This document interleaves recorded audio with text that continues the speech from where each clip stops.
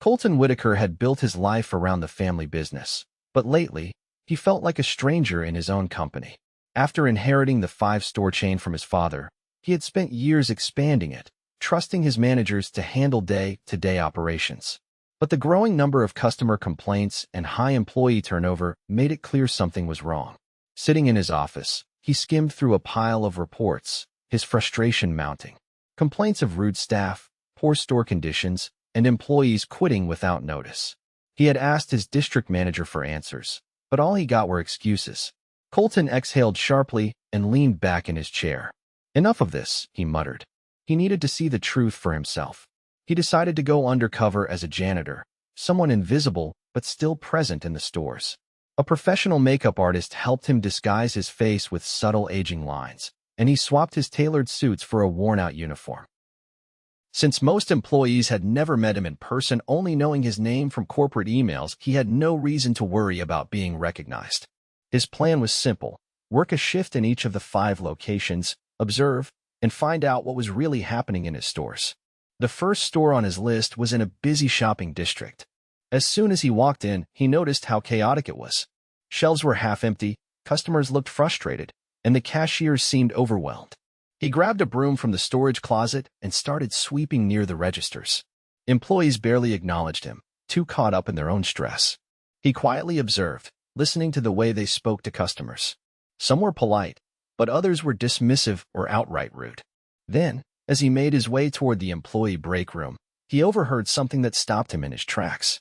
"Ugh, did you see that girl at Register 3? A female voice sneered. "She's so slow. I swear, watching her struggle is painful." Another voice laughed. "I don't know why they even hired her. Probably some pity hire. She looks like she's about to cry half the time." Colton's jaw tightened. He peeked around the doorway and spotted 2 employees leaning against the lockers, laughing like it was some kind of joke. The girl they were talking about he assumed was a young cashier with glasses, nervously ringing up a line of customers. When she fumbled with the scanner, one of the impatient customers sighed loudly, and she shrank back, looking defeated. Colton gripped the broom handle. He had expected to see inefficiencies, maybe even laziness, but this was outright cruelty. He wasn't sure how much more he could take, and he still had 4 other stores to visit. Colton forced himself to remain composed as he continued sweeping. He had to see more before making any judgments. The cruel remarks about the cashiers still echoed in his mind, but he needed a full picture of what was happening in his stores before taking action. He moved toward the stockroom, hoping to observe how inventory was handled. Inside, he found a young man struggling to lift a heavy box onto a cart. Nearby, a supervisor leaned against a stack of crates, scrolling through his phone. The employee's face was strained with effort, and it was clear he needed help, but the supervisor didn't so much as glance up. Colton set his broom aside and stepped forward. He grabbed the other side of the box, helping the young man lift it onto the cart. The employee gave him a grateful look, wiping sweat from his forehead. The supervisor finally looked up, his expression indifferent. "You don't need to help him. He'll manage." Colton studied the supervisor. His uniform was crisp, his badge polished, but there was a laziness in his posture. He wasn't leading, he was coasting. The employee rubbed his sore arms. "Some of these shipments are too heavy for one person." The supervisor shrugged. "If it's too much, maybe this job isn't for you." Colton bit back his anger. He had built this company on teamwork and respect. If this was how supervisors treated their staff, it was no wonder morale was low. Leaving the stockroom, he took a closer look at how customers were being handled. A woman at the customer service desk was attempting to return an item, but the employee assisting her was dismissive, barely making eye contact. When she asked a question about the return policy, the employee sighed loudly, as if she were an inconvenience. Colton stepped back, watching how interactions unfolded. Some employees were doing their best, but too many seemed either overworked or indifferent. And then there were the ones who actively made things worse. Near the end of his shift, he noticed the young cashier from earlier sitting in the break room alone, staring at her phone with a tense expression. Her shoulders were hunched, and she looked exhausted.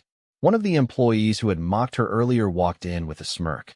She grabbed her drink from the fridge and leaned casually against the table. "Still struggling out there?" The cashier hesitated, then nodded. "I'm trying to get faster." The other woman laughed under her breath. "Maybe retail isn't for you." Colton watched the exchange, his frustration reaching its limit. This wasn't just a bad day at work, this was a culture problem. He had seen enough at this location. He still had 4 stores left to visit. But if this was any indication of what was happening across the company, he had a serious problem on his hands. His next stop was in a quieter neighborhood, a store that had once been the pride of the chain. As soon as he stepped inside, he noticed the contrast. The shelves were well stocked, employees moved efficiently, and customers seemed at ease. He started his shift sweeping near the aisles, listening carefully to how employees interacted. A middle-aged woman in a store uniform was helping an elderly customer find a product, speaking with genuine patience.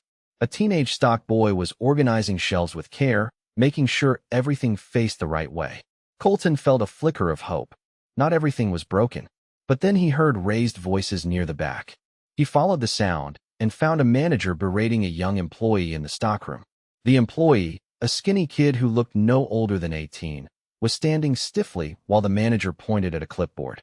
"You were supposed to finish this inventory check an hour ago," the manager snapped.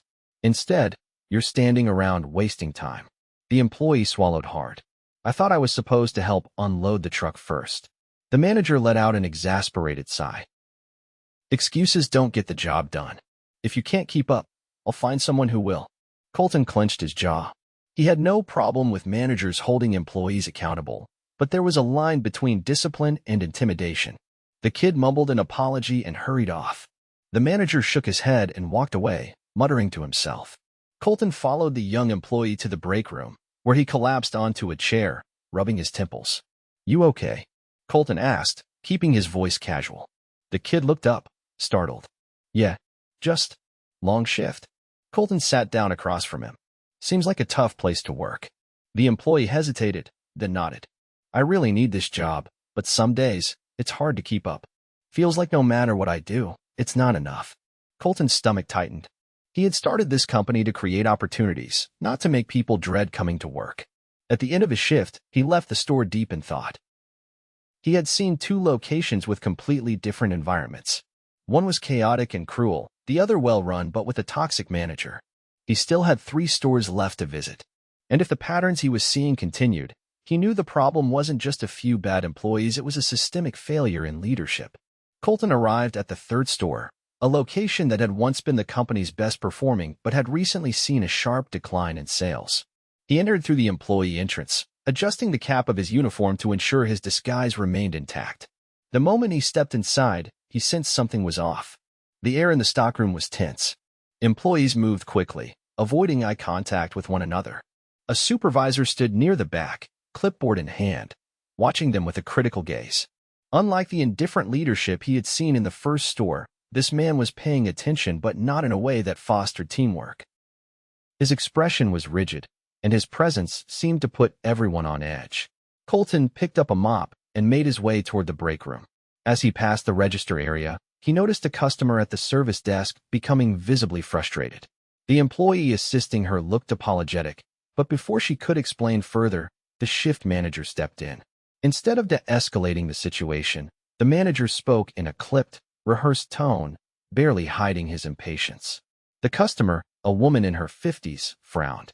She asked to speak to someone above him, but the manager's expression remained unmoved as he flatly stated that he was the highest authority present. Colton observed closely.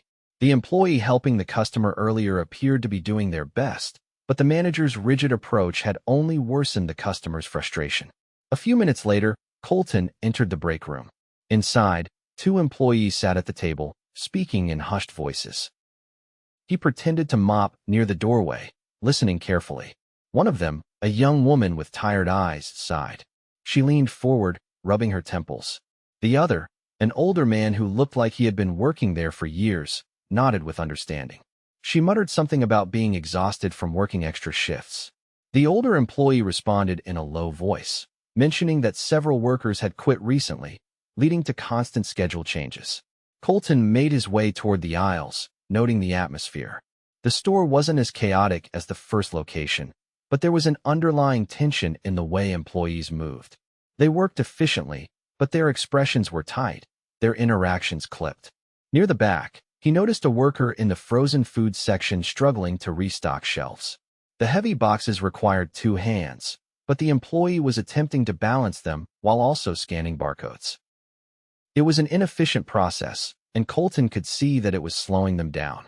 A different supervisor walked by, glancing at the employee before checking his watch. Instead of offering assistance or suggesting a better system, he simply reminded them that the task needed to be completed by the end of the hour. Colton continued cleaning, taking mental notes. The issue here wasn't disorganization or outright cruelty, it was pressure. Employees weren't slacking off, but they were being pushed to their limits. Morale was low, not because of laziness or neglect, but because leadership prioritized efficiency over people. By the time his shift ended, he had seen enough. He left the store knowing that while it wasn't in complete disarray like the first location, it was far from a healthy work environment. The 4th store was in a suburban area, a quieter location compared to the others. When he stepped inside, he noticed how empty it felt. Customers moved through the aisles, but the energy was subdued. Employees worked without urgency, their movements slow and disengaged. Near the entrance, a cashier stood behind the register, barely acknowledging the customers. Instead of greeting them, she scanned items methodically, barely lifting her head. A man in line shifted uncomfortably, glancing at the employee as if expecting some form of interaction, but none came. Colton moved toward the stockroom, where he overheard 2 employees discussing shift changes. One of them, a young man leaning against a stack of boxes, mentioned that hours kept getting cut without warning. The other nodded, mentioning that they had been scheduled inconsistently, making it difficult to balance work with their other responsibilities. Nearby, a manager sat at a desk, flipping through a logbook, completely uninterested in the conversation happening just a few feet away. Colton started to understand the problem with this location.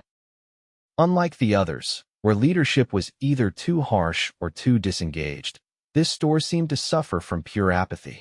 There was no urgency, no real connection between employees and management. People were simply going through the motions. He continued cleaning, watching interactions carefully. A stock associate slowly refilled an aisle, barely making eye contact with customers passing by. Another employee stood near the back, looking at their phone between tasks. Towards the end of his shift, Colton noticed something that made his stomach turn. Near the rear of the store, a spill had been left unattended.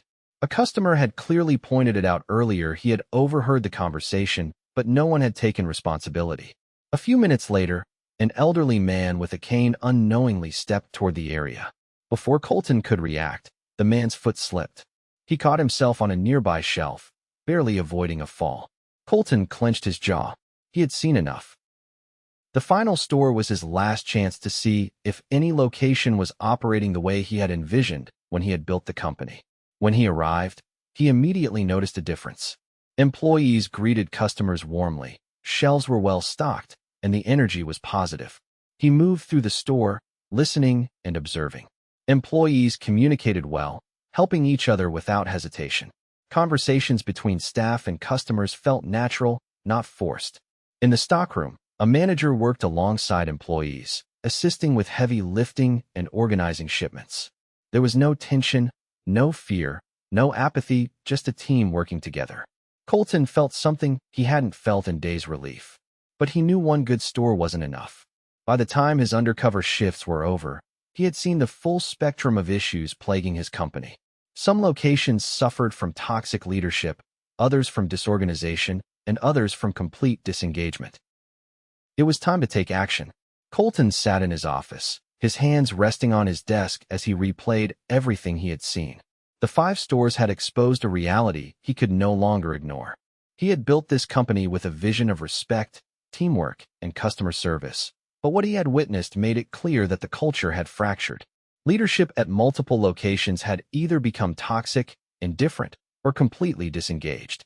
Employees were either struggling under pressure or had given up entirely. He had seen employees mocked, overworked, and ignored. He had watched managers either berate their workers or turn a blind eye to problems unfolding right in front of them. The worst part was that he had been blind to it until now.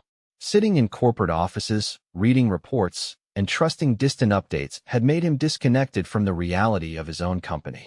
That was going to change immediately. The next morning, he called for a mandatory company-wide meeting. Every store manager and district leader was required to attend in person. Employees who weren't scheduled to work were encouraged to watch the live-streamed meeting from home. He wanted as many people as possible to hear what he had to say. As the managers and leaders filed into the conference room, many of them looked confused. Some whispered among themselves, trying to guess the reason for the sudden meeting. Others sat quietly, waiting for instructions. Once everyone was seated, Colton stood up and scanned the room. He could see the faces of people who had unknowingly mistreated their staff, ignored customers, and created toxic work cultures. He also saw the few who had done things right, the ones who had led with integrity and respect. He took a deep breath and spoke. "For the past 2 weeks, I have been working undercover in our stores," he said. The room fell into stunned silence. Some managers shifted uncomfortably, glancing at each other. Others remained still, their faces unreadable. "I swept floors. I stocked shelves. I listened to how employees were treated and how customers were handled. I saw everything." A tense energy spread through the room. Some of the supervisors who had been dismissive or outright cruel seemed to pale. "I want to be very clear," Colton continued. "What I saw was unacceptable. Some of you have created environments where employees feel disrespected, overworked, or completely ignored. Some of you have allowed negativity to fester, while others have led through fear instead of support." A manager near the back swallowed hard, his shoulders stiff. Colton recognized him as the one who had berated the young employee in the stockroom. "I also saw stores that operated exactly as they should, where leadership was strong, employees worked as a team, and customers were treated with care. But those stores were the exception, not the norm." A district leader leaned forward, his expression defensive. Colton anticipated pushback and was ready for it. "I don't want excuses," he said firmly. "I don't want to hear that you were short-staffed or that you were too busy to notice the problems. Leadership is about more than keeping things running. It's about setting the tone for the entire workplace. And too many of you have failed at that." He let that sink in before moving on. Effective immediately, there will be changes. First, every manager will undergo leadership training focused on employee engagement, customer service, and conflict resolution. If you don't want to participate, you are free to leave now. A heavy pause followed. No one moved. Second, we are implementing an anonymous employee feedback system. If anyone feels mistreated, unheard, or unsupported, I want to know about it directly. Anyone found retaliating against employees for submitting honest feedback will be terminated. Murmurs spread through the room, but no one dared to object out loud. Third, I am personally reviewing all management positions. Some of you will not be keeping your jobs. Now, the tension spiked. A few people visibly stiffened. Colton wasn't bluffing. The managers who had actively contributed to the company's problems would not be given a second chance. He had seen too much to let them stay. "I started this company with my father's values in mind," Colton said, his voice steady. "Somewhere along the way, we lost sight of that. That ends today." He paused, letting his words settle. "I want this company to be a place where people want to work, where customers feel valued, where employees feel respected. If you are not prepared to help rebuild that culture, you do not belong here." Silence filled the room. Some managers looked ashamed. Others looked angry. But Colton didn't care. He wasn't here to protect egos. He was here to fix what had been broken. After dismissing the meeting, he called in key employees from each store, the ones who had shown dedication despite poor leadership. He wanted to hear directly from them about what needed to change. One of them, the young cashier who had been mocked by her coworkers, hesitated before speaking. "I just want to do my job without feeling like I'm being judged," she said quietly. Colton nodded. "That's exactly what you should expect." Another employee, the stockroom worker who had been struggling with heavy boxes, spoke up. "I've worked here for years, but no one ever really asks us what would make the job easier." That was going to change too. Over the next several weeks, Colton personally oversaw the implementation of leadership changes. Managers who had failed their employees were removed, while strong, capable leaders were promoted. Training programs were revamped, and employee feedback became a core part of decision-making. One afternoon, Colton returned to the store where he had seen the worst behavior. This time, he wasn't undercover. He walked through the aisles, observing the changes. Employees moved with more confidence. The young cashier was still there, but this time, she was smiling as she worked. A supervisor stepped forward, clearly nervous. "We've been working on everything you talked about," he said. "It's better now." Colton studied him for a moment before nodding. "It will stay better," he said. The company had been broken, but now it was healing. And this time, He would make sure it never fell apart again. Colton stepped into his office early that morning, the weight of the past few weeks pressing against him. The sweeping changes he had implemented were beginning to take root, but he knew that real transformation wasn't instant. Leadership shifts, training programs, and policy overhauls were only the foundation. What mattered now is whether his managers and employees truly adapted to the new standards. Reports were already coming in from the district managers who remained. Some stores had seen immediate improvements, while others were struggling to adjust. The managers who had been removed left behind gaps, and in some locations, the transition had been rough. Employees were wary, uncertain whether the changes would last or if things would eventually revert to the old ways. Colton wasn't going to let that happen. Instead of sitting behind his desk reading reports, he decided to check in personally, but not from a distance. He wanted direct conversations, unfiltered feedback, and real insight into how his employees were feeling. His first stop was the store where he had witnessed the worst behavior. The moment he entered, he noticed a difference. The shift manager who had once stood idly by while employees struggled was gone, replaced by a woman who moved with purpose. She wasn't just issuing orders, she was involved, speaking to employees with a level of engagement that had been missing before. Colton approached a group of workers organizing a display near the entrance. They noticed him almost immediately, their expressions shifting to surprise. They had seen his face in company-wide emails after the big announcement, but it was different to have him standing right there. One of them, a stock associate who had been present during his undercover shift, hesitated before speaking. He admitted that things had changed, but there was still uncertainty. Some employees were still skeptical, waiting to see if the new management would truly stand by their word. Colton thanked them for their honesty and moved deeper into the store. Near the registers, he spotted the young cashier he had seen struggle under the weight of cruel comments. She was handling a steady line of customers, her movements more fluid than before. The hesitation in her actions had lessened, replaced by something resembling quiet confidence. He waited until her line cleared before approaching, asking how she was adjusting. She admitted that things were better, but she still felt the pressure of proving herself. The employees who had mocked her were gone, but the memory of their words lingered. Colton assured her that she didn't have to prove anything to anyone. She had earned her place, and no one had the right to make her feel otherwise.